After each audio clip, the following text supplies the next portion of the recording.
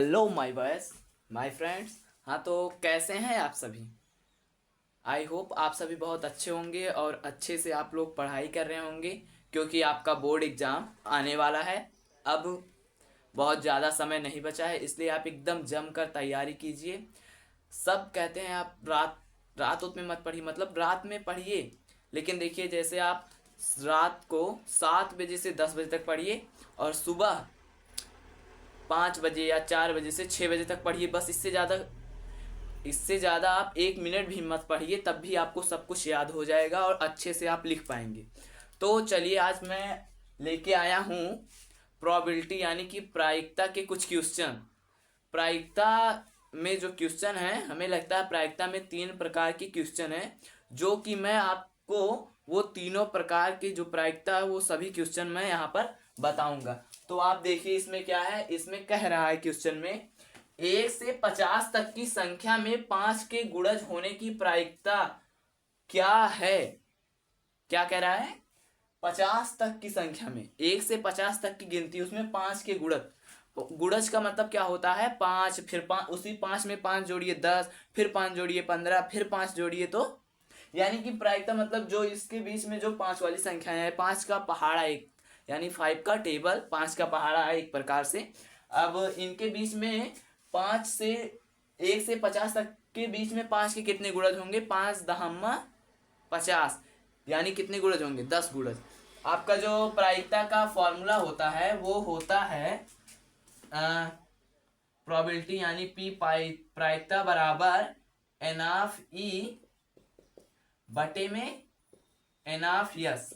तो आप देखिए इसमें एन ऑफ ई क्या होता है। एन ऑफ ई जो होता है कि जो संख्याएं हमें मतलब दी रही है, जैसे 5 के गुणज होने की प्रायिकता, 5 के कितने गुणज हैं? जो 5 के गुणज हैं वही हमारी कौन सी संख्या? एन ऑफ ई है। और एन ऑफ यस वो होती है पूरी संख्या। कुल संख्या कितनी है? 50 संख्या है।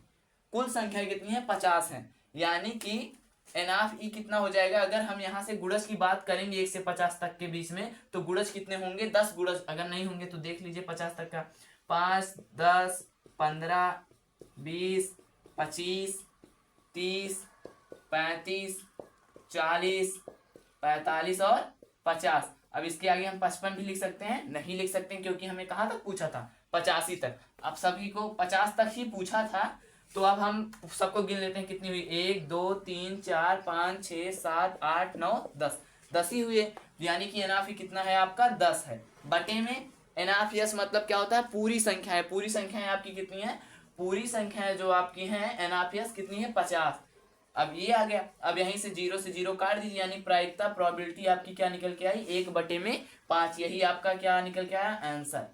ये आपका जो बोर्ड एग्जाम में है वो 1 नंबर की क्वेश्चन में आ सकता है। प्रायिकता से जितने भी क्वेश्चन हैं 1 नंबर में ही आएंगे लगभग। अब देखिए, एक प्रकार आपने देख लिया, ऐसे भी आ सकता है। अब दूसरा प्रकार बताने चल रहे हैं। तो देखिए दूसरा प्रश्न क्या कह रहा है आपसे। दूसरा प्रश्न आपसे कह रहा है, जो प्रायिकता का दूसरा टाइप का क्वेश्चन है वो देखिए। किसी घटना के घटित ना होने की प्रायिकता 0.2 है। घटना मतलब घटित नहीं हो रही है, उसकी प्रायिकता कितनी है? 0.2 है। मतलब कोई चीज होने वाला है और वो नहीं हो रहा है, उसकी संभावना की जा रही कितनी है? 0.2 है। तो घटना के घटित होने की प्रायिकता ज्ञात कीजिए। मतलब अगर नहीं घटने की प्रायिकता इतनी है तो उसको घटित होने की प्रायिकता कितनी होगी? तो इसके लिए आपको बताया गया होगा, अगर आप पढ़े होंगे क्लास में अपने प्रायिकता, तो एक आपका होता है P of E plus P of not E बराबर 1। ये आपका एक मोस्ट इंपॉर्टेंट जो है क्या है? फॉर्मूला है। ये जो पी ऑफ ई है ये किसको दर्शाता है? यह घटना घटित होने को दर्शाता है। और P of not E, not E मतलब नहीं लगा सकते हैं, डैश ई कुछ भी बोल सकते हैं। ये जो है पी ऑफ नॉट ई आपको क्या दर्शाता है?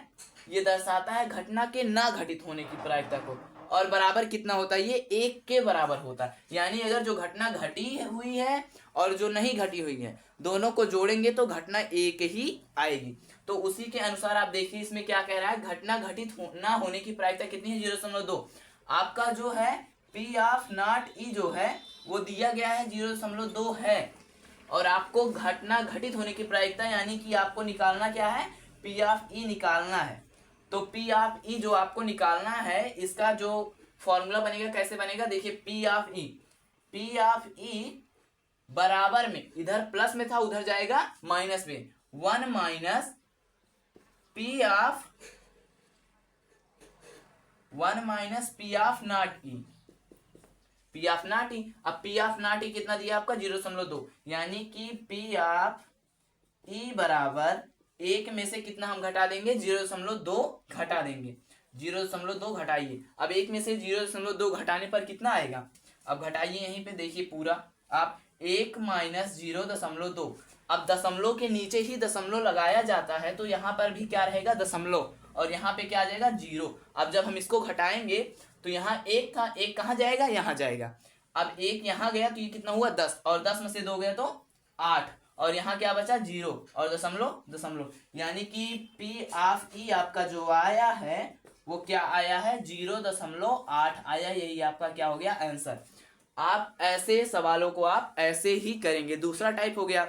अब एक जो तीसरा टाइप आता है, तीसरा टाइप आपका यही है, ये वाला तीसरा टाइप। जैसे इसमें क्या पूछा था आपसे, पी ऑफ ई पूछा था, अगले वाले में आपसे पी ऑफ नॉट ई पूछ सकता है। नॉट ई तो क्या करेंगे आप, इसमें से पी ऑफ ई को घटाएंगे। पी ऑफ ई का मतलब क्या होता है, घटना घटित होना।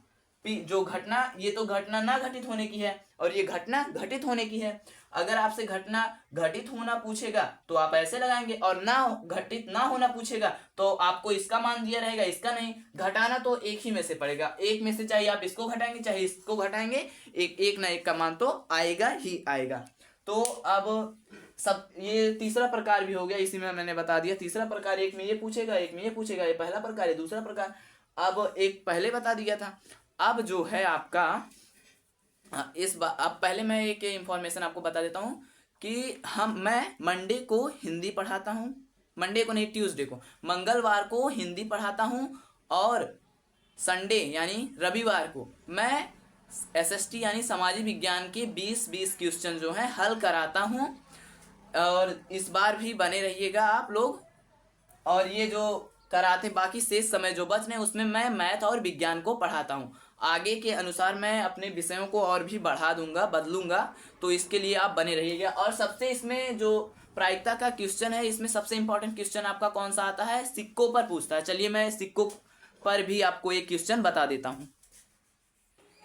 हाँ, तो मैं आपको जो अगला क्वेश्चन है वो सिक्के के ऊपर मैं बताने जा रहा था, तो उसको देखिए आप। इसमें कह रहा है किसी सिक्के को उछालने पर, यानी एक सिक्का है उसको उछाला जा रहा है, उसमें चिट या हेड आने की प्रायिकता, मतलब चिट हेड एक ही है, चिट या पट होता है, वैसे हेड और टेल होता है, उसी टाइप से आपसे पूछा है चिट आने की प्रायिकता कितनी है। तो उसमें आप देखिए, उसमें जो है कुल परिणाम कितने हैं, एक चिट है एक पट है, यानी नीचे 2 लिखा जाएगा, और उसमें चिट कितना है, एक ही है, यानी ऊपर 1, तो ये कितना होगा 1/2 ही होगा।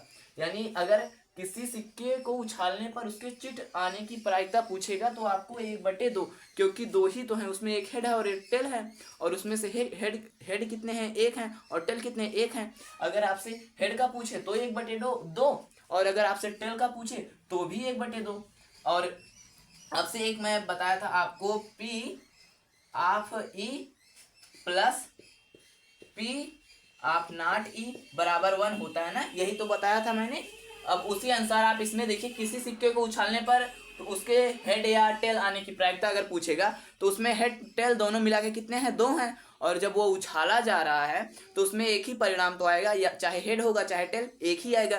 तब 1/2 और टेल का 1/2, यानी हेड आने की प्रायिकता 1/2 होगी और टेल आने की भी प्रायिकता कितनी होगी, 1/2 होगी।